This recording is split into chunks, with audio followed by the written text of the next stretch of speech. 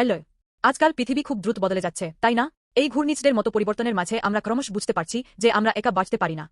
কোম্পানিগুলো হাতে হাত মিলিয়ে বড় সাফল্যের জন্য চেষ্টা করছে। কেন? কারণ আমরা যে সম্পর্ক গড়ে তুলি এবং বজায় রাখি তা আমাদের জীবনের দিকনির্দেশনা সম্পূর্ণরূপে গঠন করে। যখন রাজা সলোমন ঈশ্বরের মন্দির নির্মাণের সিদ্ধান্ত নিয়েছিলেন, তিনি রাজা হিরামের কাছে সাহায্য চেয়েছিলেন। কিন্তু সলোমন শুধু প্রয়োজনীয় কাঠ পাওয়ার জন্য হিরামের কাছে যাননি।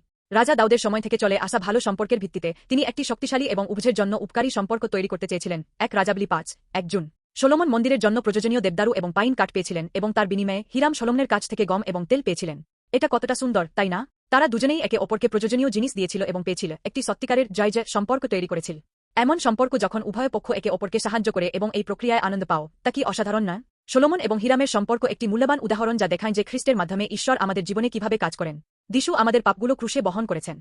কেন? আমাদের এবং ঈশ্বরের মধ্যে সম্পর্ক পুনরুদ্ধার করতে। যখন আমরা যিশুর উপর বিশ্বাস করি, আমরা ঈশ্বরের সন্তান হই, একটি নতুন সম্পর্কে প্রবেশ করি। যিশুতে আমরা জয় যে সম্পর্ক গড়ে তুলতে পারি যেখানে আমরা একে অপরকে আশীর্বাদ করি এবং শান্তি উপভোগ করি। যিশু আমাদের সাথে জয়লাভ করতে চান এবং শান্তির আশীর্বাদ আমাদের সাথে ভাগ করে নিতে চান। এই কারণেই তিনি আমাদের জীবনে এসেছেন। কেউ কেউ ভাবতে পারেন ঈশ্বর সর্বশক্তিমান, তাহলে তার আমাদের সাহায্যের কি প্রয়োজন? এটা সত্যি, ঈশ্বর সবকিছু একা করতে পারেন। কিন্তু কখনো কখনো ঈশ্বর আমাদের সাথে কাজ করতে বেছে নেন। তিনি আমাদের ছোট প্রতিভা, আমাদের সময় এবং আমাদের সামান্য সম্পদ ব্যবহার করে আশ্চর্যজনক কাজ করেন। এটি ঈশ্বরের আশীর্বাদপূর্ণ আমন্ত্রণ যে আমরা খ্রিস্টে নতুন সৃষ্টি হই এবং তার রাজ্য প্রসারিত করতে অংশগ্রহণ করি। আমরা যে পৃথিবীতে বাস করি সেখানে সাফল্য অর্জনের জন্য সবকিছু একা করার চেষ্টা করার চেয়ে একে অপরের শক্তি ব্যবহার করে জয় যে সম্পর্ক গড়ে তোলা অনেক বেশি গুরুত্বপূর্ণ।